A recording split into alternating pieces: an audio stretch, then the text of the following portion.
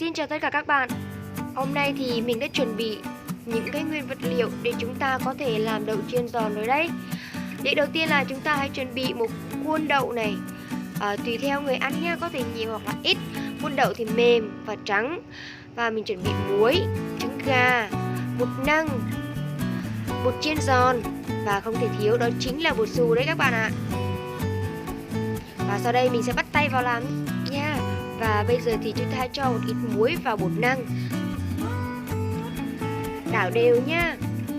Đảo đều tất cả để cho muối và bột năng đều vào nhau.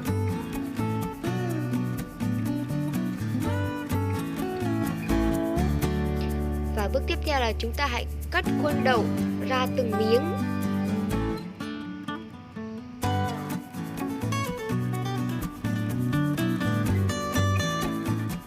Và sau đó thì chúng ta hãy lấy khuôn đậu vừa cắt tẩm vào bột chiên giòn và tẩm đều tất cả các mặt của khuôn đậu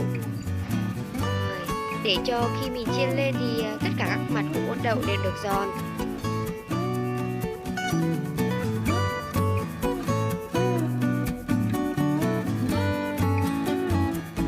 Sau khi miếng đậu được tẩm qua bột chiên giòn thì chúng ta hãy tẩm khuôn đậu vào bột năng, cái bột mà lúc nãy mình vừa cho muối vào ấy. Đó, cùng tẩm đều nha. Tẩm đều tất cả các mặt.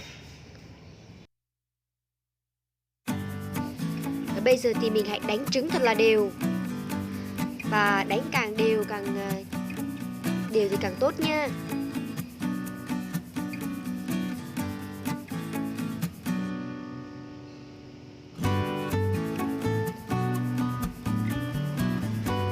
Và tiếp theo thì mình hãy lấy cái khuôn đậu mà mình vừa tẩm bột xong, mình sẽ cho vào trứng và lăn đều tất cả các mặt.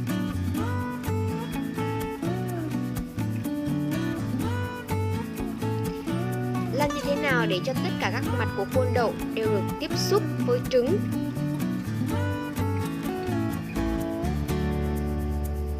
Rồi, vậy là ok rồi. Bước cuối cùng của sơ chế là chúng ta hãy lấy cái miếng đậu mà chúng ta vừa tẩm trứng gà xong vào bột chiên xù và cũng tẩm đều tất cả các mặt nhé. Rồi như vậy là gần đều rồi đấy. Rồi, và bây giờ thì đều rồi. Đây là thành quả của chúng ta sau khi tẩm bột chiên giòn, bột năng, trứng gà và bột xù. Nó màu sắc rất là đẹp, đúng không nào?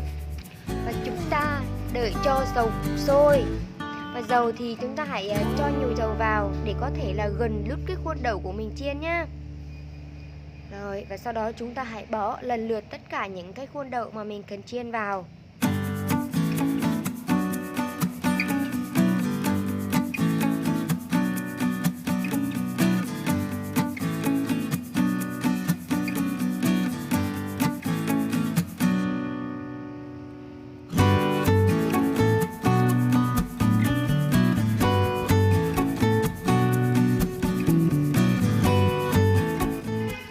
Vậy là thành quả của mình đã xong rồi các bạn ạ.